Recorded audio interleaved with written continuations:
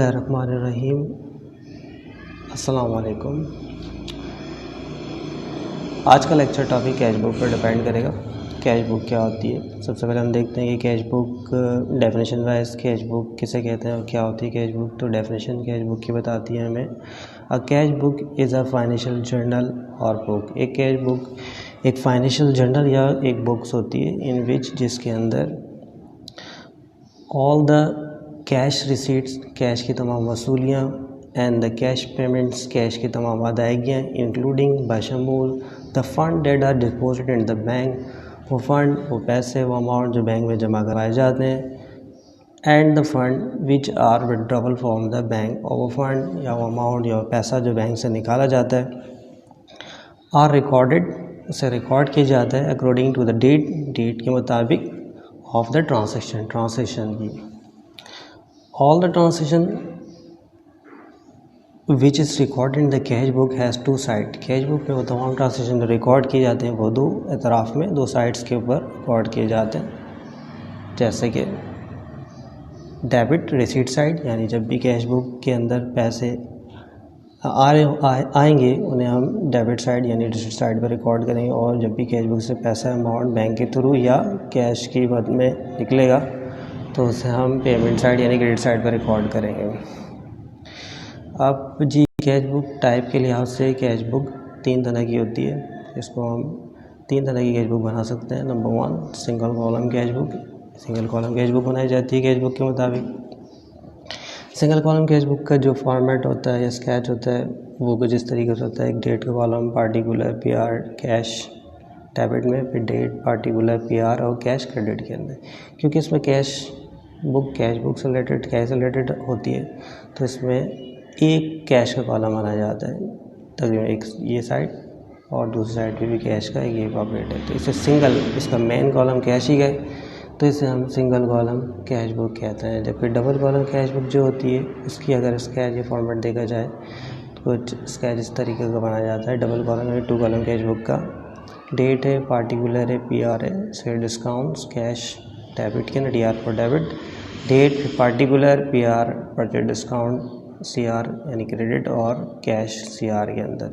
तो यहाँ पर कैश के कॉलम के साथ एक सेल डिस्काउंट का कॉलम इधर बनाया जाता है इस साइड्स के ऊपर, और दूसरे साइड के ऊपर कैश के साथ परचेज डिस्काउंट का कॉलम बनाया जाता है। तो इसलिए इसकी क्योंकि इस कैश बुक के स्केच के अंदर या इस टाइप के अंदर 2 मेन कॉलम होते हैं। एक सेल डिस्काउंट का जिसमें तमाम रिकॉर्डिंग की जा रही होती है, और एक कैश का, दूसरी साइड पे परचेज डिस्काउंट भी कैश का। तो इसी वजह से इसको 2 कॉलम कैश बुक कहा जाता है क्योंकि इसमें रिकॉर्डिंग के 2 मेन कॉलम्स होते हैं। सबसे ज़्यादा फेमस और सबसे ज़्यादा यूज़ होने वाली कैश बुक जो हम इस्तेमाल करते हैं कैश बुक बनाने के लिए वो 3 कॉलम या ट्रिपल कॉलम कैश बुक होती है। और फर्स्ट ईयर कॉमर्स के अंदर ज़्यादा सवाल हमारा 3 कॉलम कैश बुक से ही पूछा जाता है, तो हमारा मेन फोकस ज़्यादातर 3 कॉलम कैश बुक पे ही रहेगा इस लेक्चर के अंदर।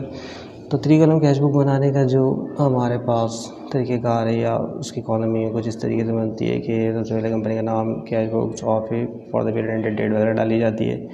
पहला कॉलम डेट का, particular, PR, sale discount debit के अंदर, फिर कैश डेबिट के अंदर है, फिर बैंक डेबिट साइड पर, दूसरी साइड के ऊपर date, particular, PR, posting reference, purchase discounts, cash, और फिर बैंक का कॉलम है। तो आप अगर देखें और से 3 कॉलम कैश बुक के अंदर तो इसमें 3 मेन कॉलम्स हैं। डेबिट साइड पे भी 3 मेन कॉलम और क्रेडिट साइड पे भी 3 मेन कॉलम, यानी रिसीट डेबिट साइड पे 3 और पेमेंट क्रेडिट साइड पे भी 3 मेन कॉलम है। जैसे कि सबसे पहले कॉलम इसके अंदर डेट है, फिर पार्टिकुलर है, फिर सेल डिस्काउंट, डेबिट। तो यहाँ पर सेल डिस्काउंट के अंदर जब कैश बुक कोई ज़्यादा मुश्किल टॉपिक नहीं है, इसके अंदर अगर आपको जनरल एंट्री बनाना आती है तो कैश बुक बनाना बहुत ईजी होता है। तो जो मेन टेक्निक होगी वो जनरल एंट्री पर ही डिपेंड करेगी। सबसे पहले अगर एंट्री के अंदर जब कैश बुक के अंदर हम रिकॉर्डिंग कर रहे होते हैं तो अगर सेल डिस्काउंट डेबिट होता है तो इस कॉलम में लिखते हैं, कैश अगर क्रेडिट हो रहा, डेबिट हो रहा होता है तो इस कॉलम पे लिखा जाता है, और बैंक अगर डेबिट में रिकॉर्ड किया जाएगा तो इस कॉलम में इसका अमाउंट लिखा जाएगा। इसी तरीके से अगर purchase discount amount cash book के सवाल में क्रेडिट ही होता है उसे हम इस कॉलम में नोट करते हैं, रिकॉर्ड करते हैं, और कैश क्रेडिट होगा तो इस कॉलम में, और बैंक जब क्रेडिट होगा तो इस कॉलम में। तो दरअसल ये जो रिसीट साइड है यहाँ पर कैश की तमाम वसूलियाँ रिकॉर्ड होती हैं। इस साइट्स के ऊपर हम तमाम कैश की वसूलियाँ, चाहे कैश बैंक के थ्रू हमें वसूल हो रहा हो हमारे पास आ रहा हो कारोबार के अंदर, या बैंक के थ्रू आए या सिर्फ कैश फॉर्म में आए, तो इस साइड पर रिकॉर्ड किया जाएगा। अब जो अदायगी की जाएंगी उस फॉर्म के अंदर भी अदायगी की जाती है कारोबार की तरफ से, तो कैश और बैंक क्रेडिट हो जाते हैं। तो जब भी बैंक क्रेडिट होगा या कैश क्रेडिट होगा तो कैश को क्रेडिट का इस कॉलम में पैसे लिखे जाएंगे और बैंक के क्रेडिट के इस कॉलम में साथ के साथ परचेज डिस्काउंट आएगा, तो उसके अमाउंट को हम इस कॉलम में रिकॉर्ड करेंगे। तो इसकी रिकॉर्डिंग का तरीका ये, फॉर एग्जांपल जब आपके पास कैश डेबिट हो रहा होगा तो लाजमी तौर पे दूसरा अकाउंट जो क्रेडिट हो रहा होगा वो हम पार्टिकुलर में लिख देते हैं। इसी तरीके से अगर किसी एंट्री के अंदर बैंक डेबिट हो रहा है तो लाजमी तौर पे दूसरा अकाउंट जो क्रेडिट होगा वो इस पार्टिकुलर में लिखा जाएगा। इसी तरीके से अगर एंट्री के अंदर कैश क्रेडिट होगा तो उसका अमाउंट यहाँ लिखकर एंट्री बनाते हुए दूसरी चीज़ जो डेबिट होगी उसे इस पार्टिकुलर में नोट करना पड़ेगा। बास फॉर्म के अंदर अगर आपने सैलरी चेक के जरिए अदा करी तो एंट्री बनेगी 6,000 रुपये, सैलरी चेक के जरिए अदा करी तो आपकी एंट्री बनेगी salary expense debit bank credit, क्योंकि बैंक 6,000 रुपये थे, यहाँ क्रेडिट होगा तो उसके अमाउंट को यहाँ लिख कर एंट्री के अंदर जो चीज़ डेबिट होगी जैसे सैलरी एक्सपेंस उसको यहाँ नोट कर दिया जाएगा। तो आगे चल के हम 3 कॉलम कैश बुक को एक सवाल के ज़रिए समझने की कोशिश करते हैं। तो हमारे पास ये पहला क्वेश्चन है, ये सवाल एग्जाम्पल नंबर 1, क्वेश्चन नंबर 1। हम इस सवाल के ज़रिए से कैश बुक को प्रॉपरली अंडरस्टैंड करने की कोशिश करेंगे। तो ये सवाल देखते हैं। सबसे पहले क्वेश्चन, जनवरी की 1 तारीख 1989 Khalid brother had cash on hand, के हाथ में 5,000 रुपये एंड कैश इन बैंक के अंदर 2,000 रुपये पड़े। During the month they completed the following transaction, और फिर इस महीने इन्होंने ये ट्रांजेक्शन रिकॉर्ड किए। नंबर 1, 4 तारीख को मार्च की 4 को यानी 4 को कैश सेल की 6,000 रुपये की, फिर डिपॉजिट करवाया बैंक में पैसा और फिर परचेजिंग वगैरह इस तरह ये तमाम ट्रांजेक्शन यहाँ पर नोट हो रहे हैं। तो ये गए। सबसे पहले हम रिक्वायरमेंट देखते हैं कि सवाल की रिक्वायरमेंट क्या है। सवाल की रिक्वायरमेंट, इंटर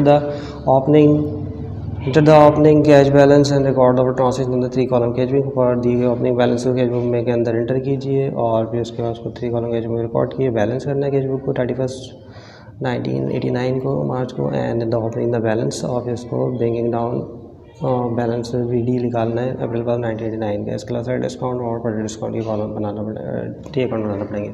इस सवाल को अंडरस्टैंड करते हैं तो जी यहाँ पर हमारे पास सबसे पहले कैश बुक का पूरा स्केच बना हुआ, इसी सवाल के मुताबिक इसको समझने की कोशिश करेंगे।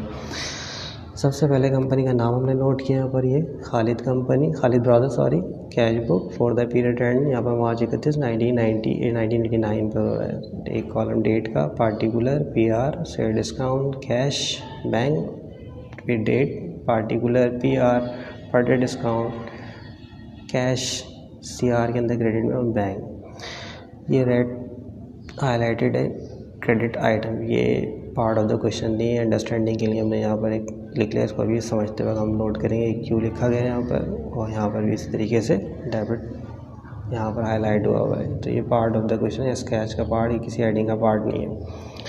सबसे पहले हम सवाल को देखते हैं। तो सबसे पहले हम ये करते हैं जी, ये मार्च की 1 तारीख 1989 खालिद ब्रदर ने कैश ऑन हैंड, इनके हाथ में 5,000 रुपये हैं और बैंक के अंदर 2,000 रुपये हैं।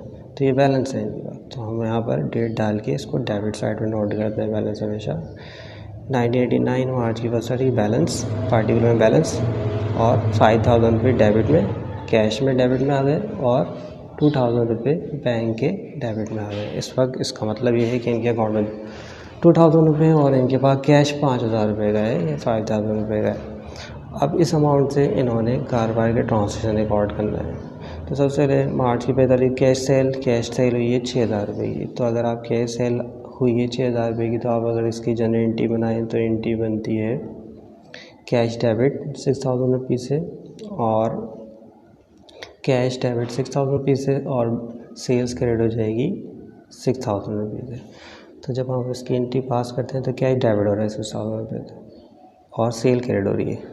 तो कैश का ये डेबिट कॉलम है और ये क्रेडिट कॉलम, क्योंकि सेल डेबिट हो रही है 6,000 रुपये, तो हम इसके पैसे डेबिट में लिखेंगे। तो डेबिट के अंदर 6,000 रुपये लिखने के बाद अब जो चीज़ यहाँ पर क्रेडिट हो रही है एंट्री के अंदर मतलब सेल, तो उसे पार्टिकुलर में यहाँ लिख दिया जाएगा सेल, और डेट क्या डल जाएगी 4।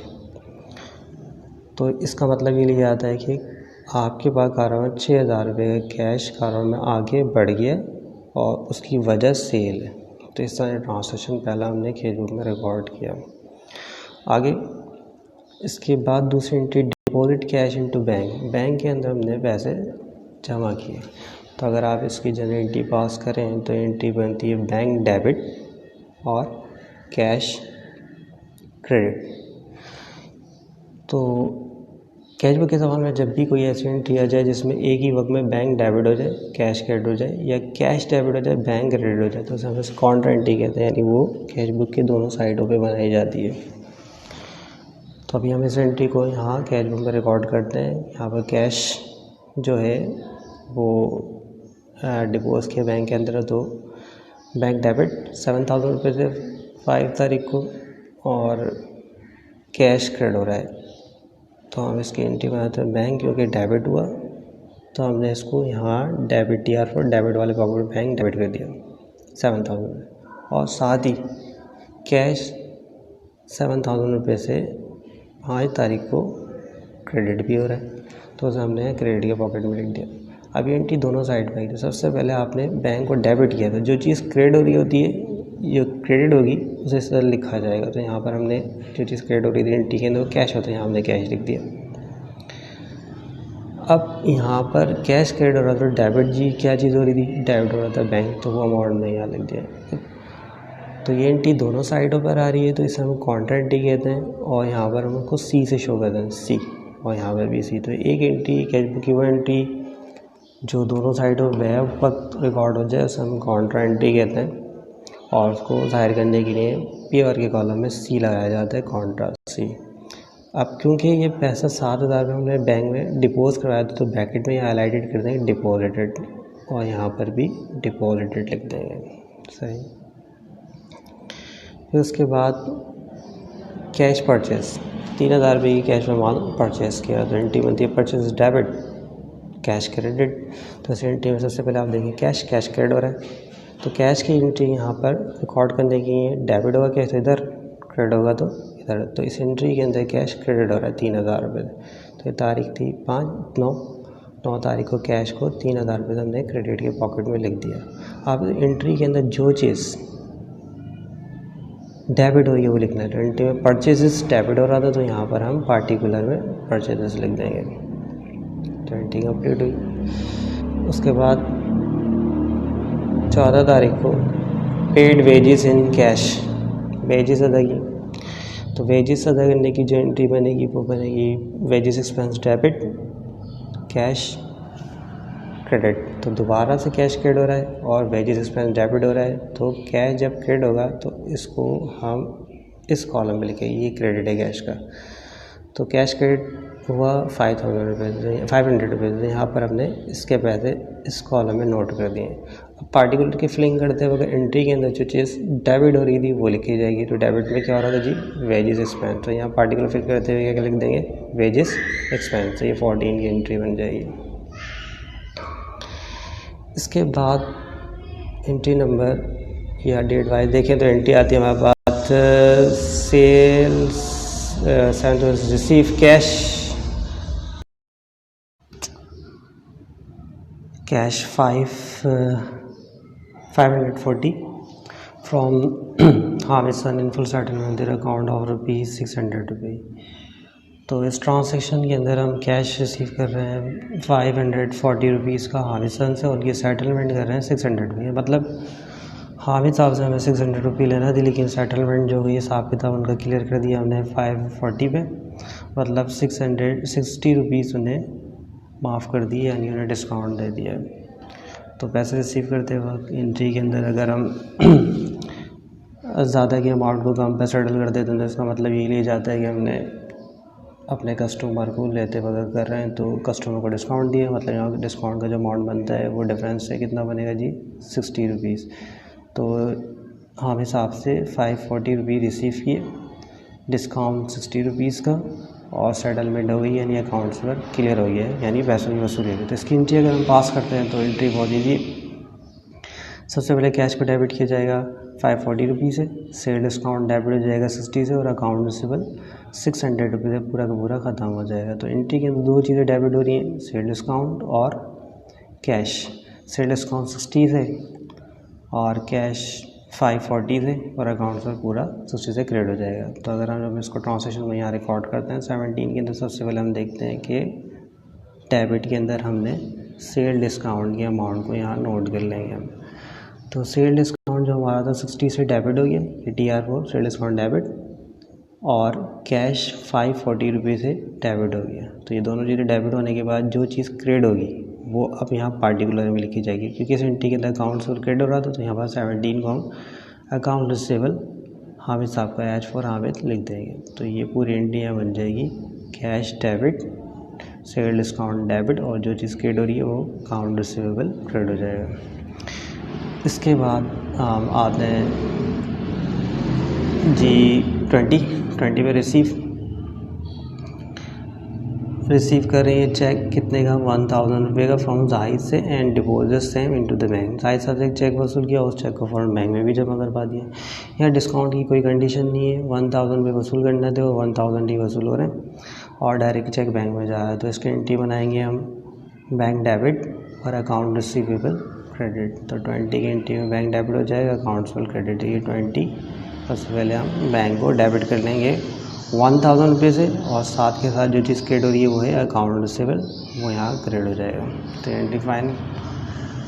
उसके बाद एंट्री नंबर या डेट वाइज देखें तो 22 तारीख की एंट्री है, mister Khalid withdraw from bank से मिस्टर खालिद साहब 2000 रुपये फॉर पर्सनल स्कीम निकाल लें। तो इसकी जब एंट्री बनाई जाती है, पर्सनल ज़मीन मालिक पैसा निकालते कारोबार से, तो उसकी एंट्री हमेशा ड्राइंग की बनती है। तो ड्राइंग यहाँ पर डेबिट हो रही है 2000 रुपये से, और बैंक यहाँ पर एंट्री के मुताबिक क्रेडिट हो रहा है 2000 रुपये से।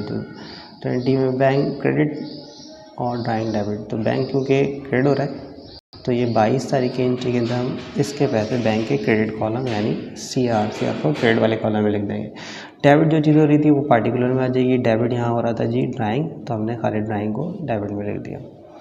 फिर उसके बाद 22 के बाद है 26 तारीख की एंट्री को परचेस ऑफिस सप्लाइज खरीदी गई। तो एंट्री बनेगी ऑफिस सप्लाइज डेबिट और कैश क्रेडिट, क्योंकि कैश क्रेडिट हो रहा है तो पहले हम कैश को लिखते हैं 26 तारीख को। ये 26 तारीख की एंट्री आ गई, और कैश यहाँ पर हमारा कैश जो है ऑफिस सप्लाइज की एंट्री में 100 रुपये से यहाँ क्रेडिट हो गया। अब जो चीज़ डेबिट हो रही है वो इस कॉलम में यहाँ लिख दी जाएगी। तो ऑफिस सप्लाइज डेबिट हो रही थी, उसको यहाँ लिख देंगे।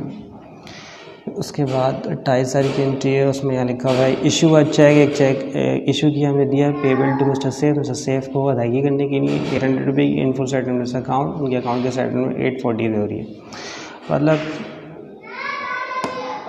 सैफ साहब को हमें पेमेंट जो करना थी वो 840 रुपीज़ की करना थी, 840 रुपये की, जबकि उन्होंने सेटलमेंट कितने पे कर दी 800 रुपये, यानी 800 रुपये के बाकी पैसे हमसे माफ़ करवा लेते। सैफ साहब को हम पैसे दे रहे हैं, उनसे हमने कोई चीज़ खरीदी होगी यकीनन, और जब अदायगी करने की बारी आई तो हमें 840 रुपये देने के बजाय 800 रुपये में सेटलमेंट कर दी गई, यानी हमने उनसे कितने पैसे माफ़ किए करवा लिए या लिए 40 रुपीज़। तो ये 40 रुपये यहाँ पर परचेज डिस्काउंट बनेगा। तो जब एंट्री बनेगी तो इसकी एंट्री बन जाएगी जी अकाउंट पेबल की अदायगी हो रही है, अकाउंट पेबल डेबिट हो जाएगा 840 रुपये से, और हम चेक दे रहे हैं तो बैंक हमारा 800 रुपये से क्रेडिट हो जाएगा। साथ के साथ परचेज डिस्काउंट भी 40 रुपये से डेबिट हो जाएगा। तो एंट्री बनाते हुए परचेज डिस्काउंट 40 रुपीज़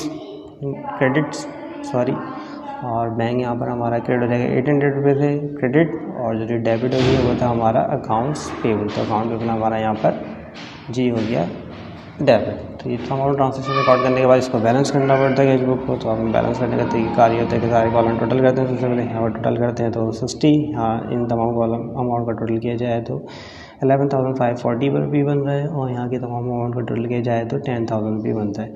इसके अलावा इस साइड पे आते हैं, ये जो पेमेंट साइड है यहाँ का टोटल करेंगे तो 40 रुपीज़, कैश के कॉलम का टोटल 10,600 रुपये, और फिर बैंक साइड पे 2,800 रुपये।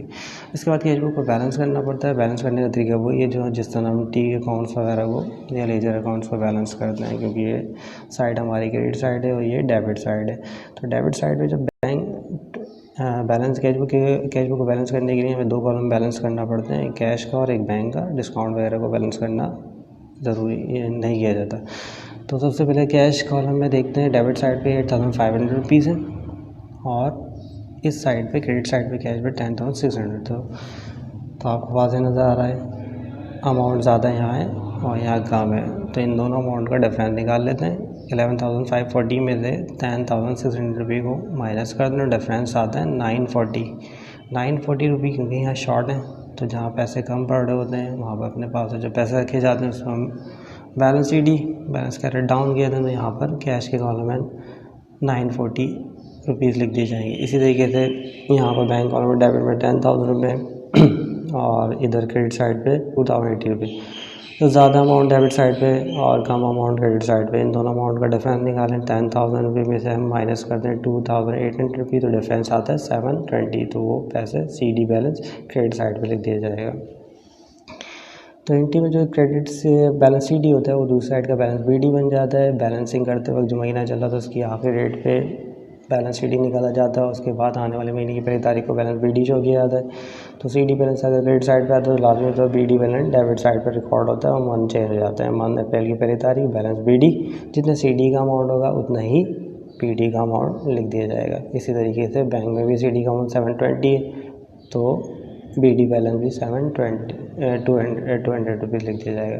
तो इसके बाद ये बैलेंसिंग करने के बाद कैश बुक को हमसे रिक्वायरमेंट के मुताबिक सबसे पहले ओपनिंग बैलेंस किया था, ट्रांजेक्शन रिकॉर्ड किया था, हमने किए।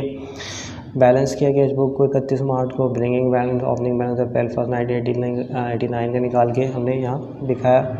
उसके बाद सेटअप T अकाउंट बनाए जाते हैं, सेल डिस्काउंट का फिर परचेज डिस्काउंट का। T अकाउंट बनाने के लिए हमने कंपनी का नाम Khalid brothers general, sale discount, account number सवाल में दिए हुए होते हैं, लिखे जाते हैं। अकाउंट सवाल में ना हो तो सिर्फ हम यहाँ पर जगह छोड़ देते हैं। तो सेल डिस्काउंट, क्योंकि सेल डिस्काउंट डेबिट हो रहा था, डेबिट के कॉलम में आ रहा था, सेल डिस्काउंट डेबिट ही होता है एंट्री में कैश बुक के सवाल में, तो हम इसको यहाँ पर सेल डिस्काउंट 1989 मार्च की 31 तारीख CB कैश बुक से अकाउंट आ रहा है, डेबिट साइड पे 60 रुपीज़ सेल डिस्काउंट के पुट कर देंगे। इसी तरीके से जी परचेज डिस्काउंट यहाँ पर जो है वो हो रहा है क्रेडिट CR साइड पे पेमेंट 40 से। तो इसका T अकाउंट बनाते वक्त इसके अमाउंट को डेट डालने के बाद हम क्रेडिट साइड पे लिख देंगे CB कैश बुक से अमाउंट यहाँ पोस्ट हो रहा है, तो परचेज डिस्काउंट में कितने पैसे थे 40। ऐसा ये T अकाउंट बनता है। कैश बुक के क्वेश्चन के अंदर स्टूडेंट्स को काउंटर एंट्री बनाने के बहुत प्रॉब्लम फेस करना पड़ती है या उन्हें डिफ़िकल्टी फील होती है। तो हम कैश बुक के इस टॉपिक के अंदर एग्जाम्पल 2 के अंदर ये देखते हैं कि काउंटर एंट्री के अंदर जो दिक्कत आती है उसे सॉल्व करने के लिए कुछ देखते हैं कि मतलब इस सवाल के अंदर काउंटर एंट्री कुछ ज़्यादा है, तो ये चीज़ समझने में आसानी हो जाएगी। तो एक बार फिर हम एग्जाम्पल 2 के मुताबिक कैश बुक बनाते हैं।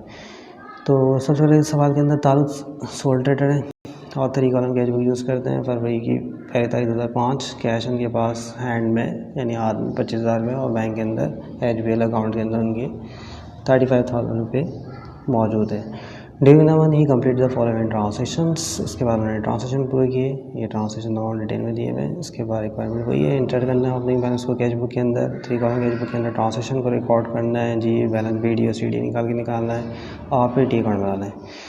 तो हम कैश बुक पे आते हैं और स्केच हमारे पास यहाँ ड्रॉ हुआ है पूरा और हेडिंग डाल दी ताल्लुक कैश बुक और फॉर द पीरियड एंडेड फरवरी 28, 2005। सबसे पहले बैलेंस एंटर होते हैं। तो इनके पास जो बैलेंस है कैश ऑन हैंड 25,000 और बैंक के अंदर 35,000, तो हम इसको डेबिट साइड पे लिख देंगे। तो पहले भी बताया था ये साइड डेबिट साइड है, यहाँ से डिस्काउंट कैश और बैंक डेबिट होता है और यहाँ पर कैश परचेज डिस्काउंट कैश और बैंक क्रेडिट होता है। अब कैश और बैंक वगैरह यहाँ डेबिट होंगे तो लाजमी तौर पर एंट्री में जो चीज़ होगी वो क्रेडिट हो जाएगी, वो इधर रिकॉर्ड की जाएगी। इसी तरह जब कैश और बैंक क्रेडिट हो जाएंगे तो लाजमी तौर पर एंट्री में जो डेबिट होगी वो पार्टिकुलर में लिखी। ये मेन कॉन्सेप्ट, मेन टेक्निक है कैश बुक बनाने की। सबसे पहले हम देखते हैं बैलेंस जो था वो हमने देखा कि हैंड में यानी हाथ में 25 और बैंक में 35,000 रुपये। तो हम यहाँ पर इसको फरवरी की तारीख बैलेंस लिख के कैश के अंदर 25,000 और बैंक साइड पे 35,000 लिख देते हैं, डेबिट हो गए दोनों और बैलेंस यहाँ नोट कर दिया जाएगा। तो इसके बाद सबसे पहला ट्रांजैक्शन जो हो रहा है वो 4 फरवरी का 2005 रिसीव चेक इन्होंने वसूल किया 9,900 रुपये का मिस्टर तंजील से इन फुल सेटलमेंट। इस अकाउंट उनके अकाउंट के सेटलमेंट कर दी 9,090 रुपये थे। मतलब तंजील साहब से जो पैसे वसूल किए गए वो 9,900 रुपये हैं, जबकि उनसे 9,990 लेना थे, यानी सेटलमेंट 9,990 रुपये की 9,900 रुपये पे कर दी गई, मतलब 90 रुपये कम लिए गए। वसूल करना था 9,990, तो ये वसूली जो सेटलमेंट हिसाब किताब क्लियर हो रहा है 9,900 रुपये पे, तो इसका मतलब 90 रुपये कम लिए जा रहे हैं। तो अगर आप कस्टमर से पैसे लेते वक्त ज़्यादा अमाउंट को कम पे कलेक्ट करें तो इसका मतलब सेटलमेंट की जा रही है सूरत में, तो इसका मतलब ये लिया जाता है कि आपने अपने कस्टमर को डिस्काउंट दिया, तो कस्टमर को सेल की जाती है और सेल में जो पैसे कम होते हैं वो आपका सेल डिस्काउंट कहलाता है। इसका मतलब है 90 रुपये जो बनते हैं कम जो आप ले रहे हैं रिसीव कर रहे हैं तो वो सेल डिस्काउंट हो जाएगा। तो अगर आप इसकी एंट्री फाइनल करें तो एंट्री बनती है जी, सबसे पहले चेक आपने लिया वो अपने बैंक में तो जमा नहीं कर रहा, आपके पास रख लिया, तो जब भी आप चेक वसूल करते हैं किसी तरह उसे अपने पास रख लेते हैं, अपने अकाउंट में जमा नहीं करा, तो इसका मतलब कैश ही होता है। तो ये चेक कैश ही एक तरह का, तो इसका मतलब ये ले जाएगा एंट्री बनेगी 9,900 रुपये कैश को क्या कर देंगे जी, डेबिट, सेल डिस्काउंट डेबिट हो जाएगा 90 रुपीज़ से और अकाउंट पर पूरा का पूरा क्रेडिट हो जाएगा। तो जब हम इसकी एंट्रियाँ फाइनल करेंगे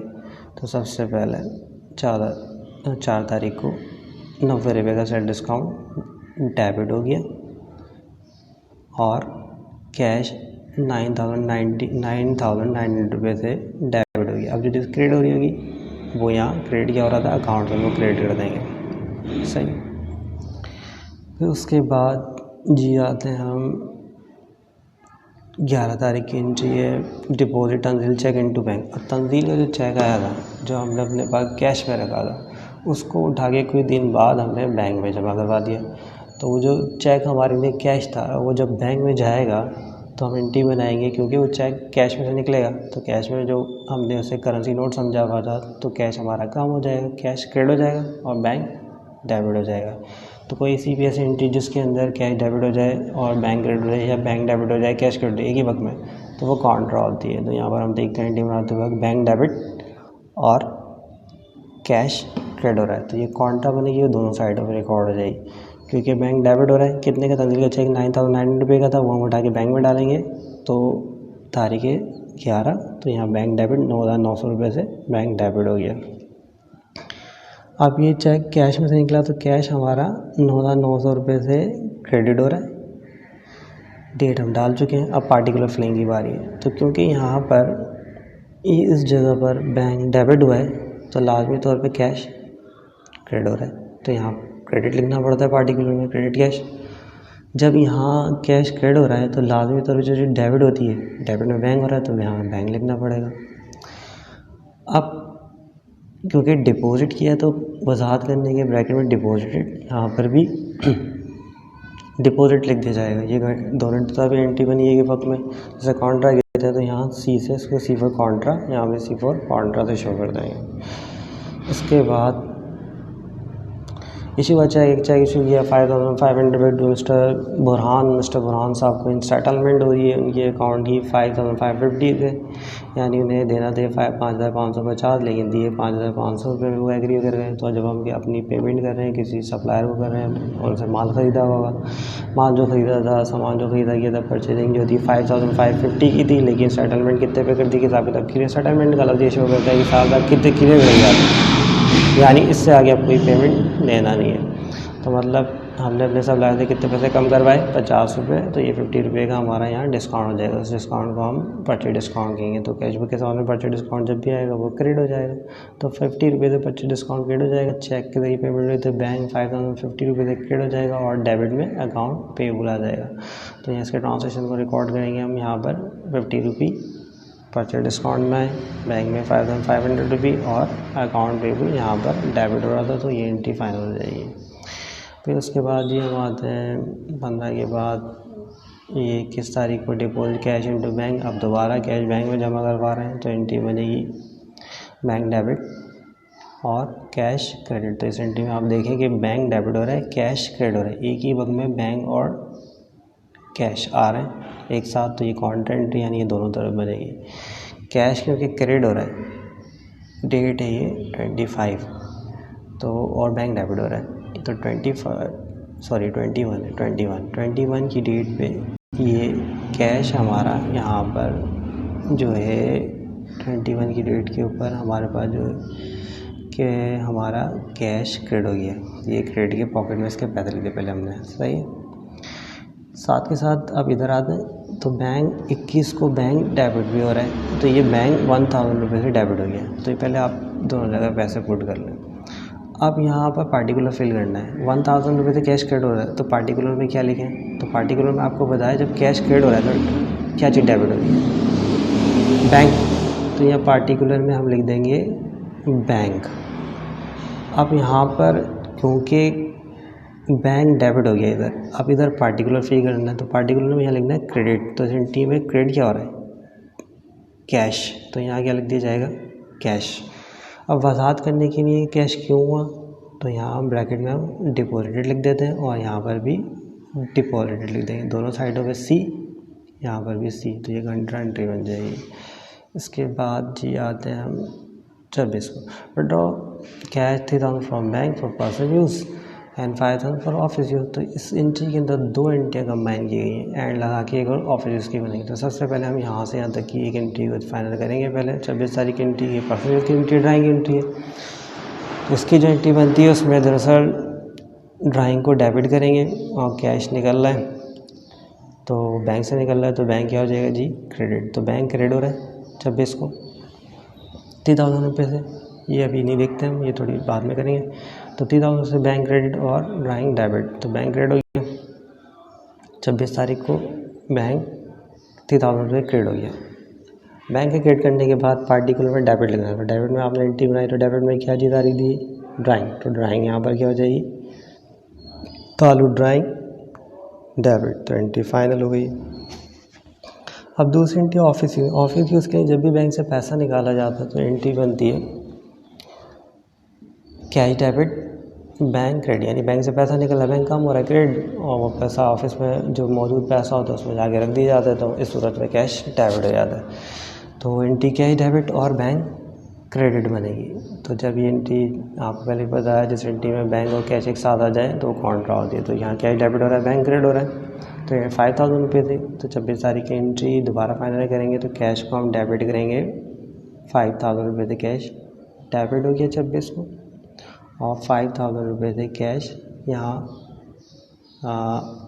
ये जो एंट्री हमारी यहाँ क्रेडिट, बैंक क्रेडिट हो गया, सॉरी बैंक क्रेडिट हो गया। तो बैंक क्रेडिट हो गया और कैश डेबिट हुआ, तो बैंक क्रेडिट, तो पार्टिकुलर में डेबिट लेना है। तो क्या चीज़ डेबिट हुई थी? कैश, तो यहाँ कैश लिख देंगे। इसी तरीके से जब कैश इधर 5000 से डेबिट हो रहा है तो पार्टिकुलर में क्रेडिट लिखना पड़ेगा। तो एंट्री में क्रेडिट हो रहा था हमारा बैंक। अब ये कॉन्ट्रेंट है, तो डिपॉजिट ये होती है, फिर विड्रॉवल ये होती है। तो यहाँ पर पैसा बैंक से निकल रहा था, तो वसात करने के यहाँ विड्रॉवल लिख दिया जाएगा, और यहाँ पर भी क्या लिख दिया जाएगा? विड्रॉवल, और दोनों जगह सी, यहाँ पर सी कॉन्ट्रा एंट्री। आखिरी एंट्री फिर वही है कि पेड सैलरी अदा करी 5000 रुपये से हमने, तो इसकी एंट्री सैलरी एक्सपेंस डेबिट और कैश क्रेडिट। तो एंट्री में सैलरी एक्सपेंस डेबिट हो रहा है और कैश क्रेडिट। तो पहले हम कैश के पैसे लिख देते हैं पॉकेट में, कैश क्रेडिट हो जाएगा, ये जी कैश यहाँ पर हमारा 5000 रुपये से क्रेडिट हो गया। अब पार्टिकुलर फिल करने के डेबिट लिखना है, डेबिट इस जगह डेबिट आएगा, पार्टिकुलर में डेबिट। तो डेबिट हो रहा था यहाँ सैलरी एक्सपेंस, तो यहाँ 28 तारीख को सैलरी एक्सपेंस लिख देंगे। तो ये एंट्री कंप्लीट हो जाएगी, ये कैश क्रेडिट हो गया और डेबिट हुआ सैलरी एक्सपेंस। इसके बाद एंट्री को, इस कैश बुक को जी एंट्री बनाने पास करने के बाद बैलेंस करना पड़ता है, और बैलेंसिंग है। सबसे पहले हम कॉलम के टोटल करते हैं। यहाँ के कॉलम का टोटल 45,900, यहाँ के कॉलम का टोटल 39,900 और यहाँ टोटल 90 रुपीज़। इस तरीके यहाँ का टोटल 13,500, यहाँ का टोटल 15,900 और यहाँ का टोटल हमारे पास 50 आ रहा है। अब दोनों साइडों को देखा जाए तो ये डेबिट साइड है और ये क्रेडिट साइड है। तो डेबिट साइड पे बैंक में भी और कैश में भी पैसे ज़्यादा है बानिस्बत क्रेडिट साइड के। तो कैश का यहाँ पर बैलेंस 15,900 है, यहाँ पर 29,900 है। तो अगर यहाँ ज़्यादा है और यहाँ कम है, जहाँ कम पैसे पड़ रहे होते हैं उन पैसों को अपने पास में लिखना पड़ता है डिफरेंस निकाल के। तो उस पैसे को बैलेंसिंग करते हुए उसे हम बैलेंस शीट ही कहते हैं। तो यहाँ जो बैलेंस शीट ही निकलेगा कैसे निकलेगा? आप 39,900 रुपये से 15,900 को माइनस करें तो डिफरेंस कितना आता है? 24,000 रुपये। तो यही अमाउंट हमारा बैलेंस 28 तारीख को बैलेंस सी डी हो जाएगा 24,000।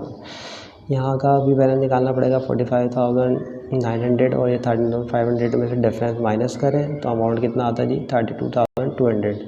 तो यहाँ पर जो बैलेंस बनता है, जो बैलेंस शीट में आएगा 32,400 आ जाएगा। सही। अब इन साइड को यहाँ पर इसके बाद पार्टी डिस्काउंट की कॉलम को टोटल करें तो 50 और सेल डिस्काउंट को टोटल ऐसे के लिए जाता है क्योंकि डिस्काउंट कॉलम बैलेंस नहीं होते 90। तो साइड के टोटल बराबर हो चुके हैं और जो बैलेंस CD होता है वो दूसरी साइड का balance PD। CD balance credit side पर है तो लास्ट में तो फिर BD बैलेंस डेबिट में आ जाएगा। कैश के कॉलम में 24,000 बैलेंस PD। आने वाले महीने की पहली तारीख तो मई के फरवरी के बाद मार्च की पहली तारीख को balance BD 24,000 bring down balance 24,000 रुपये कैश का। इसी तरीके से बैंक का CD बैलेंस 32,400 रुपये का था क्रेडिट साइड पर, लाजमी तौर पर डेबिट साइड पे इतना ही 32,400 रुपये लिख दिया जाएगा। इसके बाद हम टी अकाउंट बनाते हैं तो टी अकाउंट वही सेल डिस्काउंट का पट डिस्काउंट का बनाना होता है आपको।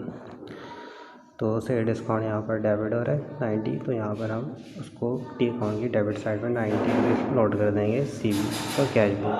इसके बाद पार्टी डिस्काउंट क्रेडिट हो रहा है 50 रुपये से, तो यहाँ पर हम उसे डेट डालने के बाद 250 रुपये की क्रेडिट में लिख देंगे। तो इस तरह ये सवाल भी कंप्लीट होता है।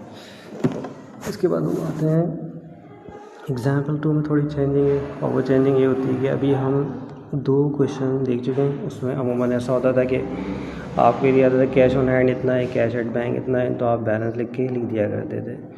अब इस क्वेश्चन में थोड़ी तब्दीली ये है कि कारोबार फर्स्ट टाइम स्टार्ट हो रहा है और उसकी पहली कैश बुक बन रही है। तो इससे पहले कैश का कोई बैलेंस ना तो कैश में होगा और ना बैंक में होगा। तो ये कारोबार की पहली, जैसे कारोबार स्टार्ट होता है उसकी पहली कैश बुक बनती है। तो इस सूरत में थोड़ा ट्रांसलेशन में पहली चेंजिंग ये आती है। तो अगर हम क्वेश्चन को देखेंगे एग्जाम्पल नंबर 3 के क्वेश्चन में, तो देखिए the following are the transaction relating to the business Kamran enterprise. Kamran enterprise का बिजनेस है ये और उनके ट्रांजेक्शन समय को जिस तरह दिए कि कारोबार स्टार्ट हो रहा है, कामरान साहब इन्वेस्ट कर रहे हैं कारोबार में पैसा 50,000 में कैश इन बिजनेस। इससे पहले सवाल में आपको ये दिया जाता था कि कैश ऑन हैंड इतना है, कैश एट बैंक इतना है, लेकिन इस सवाल में ऐसा कुछ नहीं है, बल्कि आपको डायरेक्टली इन्वेस्टमेंट की एंट्री से कैश बुक बनाना पड़ेगी। तो अगर आप इस सवाल को स्टार्ट करें तो आप सबसे पहले एंट्री जो बनाते हैं, कारोबार स्टार्ट हो रहा है, स्टार्ट होने की एंट्री, इन्वेस्टमेंट की एंट्री एंट्री जो बनती है वो बनती है दरअसल कैश डेबिट और कैपिटल क्रेडिट।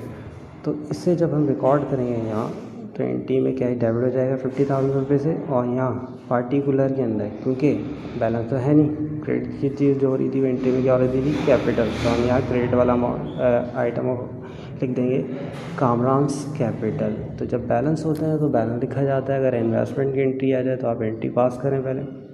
जैसे यहाँ कारोबार स्टार्ट हुआ 50,000 तो आपने एंट्री बनाई जी 50,000 रुपये से कैश डेबिट और कैपिटल क्रेडिट। तो हमें पता है जब कैश डेबिट हो रहा है तो जो चीज़ एंट्री के अंदर क्रेडिट हो जाएगी पार्टिकुलर में वो लिखी जाएगी। तो इस वजह से यहाँ पर हम क्या लिख रहे हैं कैपिटल। सही। बाकी ट्रांजेक्शन एक बार फिर देखते हैं। रिसीव चेक रिसीव किया 9,500 रुपये का from the customer and allowed discount देते हैं 500 रुपये का।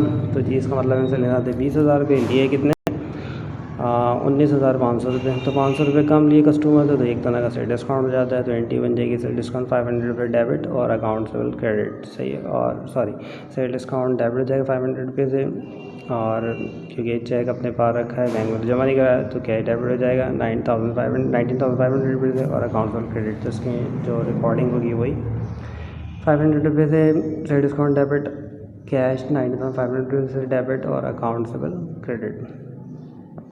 अब ये चेक बैंक में जमा करवा दिया जाएगा 16 तारीख की एंट्री को। तो जब ये चेक आया था हमने अपने इसको कैश में लिखा था, अभी कैश में लौटा के जब चेक बैंक में जाएगा तो दरअसल बैंक हमारा डेबिट हो जाएगा, बैंक डेबिट, और साथ के साथ ही कैश हमारा क्रेडिट हो जाएगा। अब पार्टिकुलर पे करेंगे जब यहाँ कैश क्रेडिट हो रहा है, डेबिट हो रहा है बैंक, और जब यहाँ बैंक डेबिट हो रहा है तो लाजमी तौर पर हो रहा है क्रेडिट कैश, और ये पैसे जमा करवाए जा रहे हैं तो डिपॉजिट, यहाँ पर भी डिपॉजिट, तो ये कॉन्ट्रैक्ट जो बन जाती है।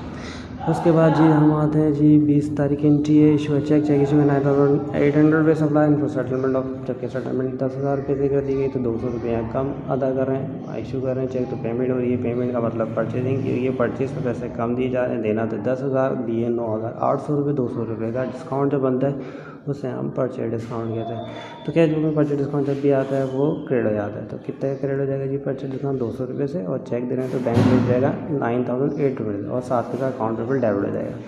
तो यहाँ रिकॉर्ड करते हैं 20 तारीख को बैंक क्रेडिट हो गया, सेल डिस्काउंट हमारा जी यहाँ पर क्रेडिट हो गया और डेबिट में अकाउंट पेबल आ जाएगा। सही।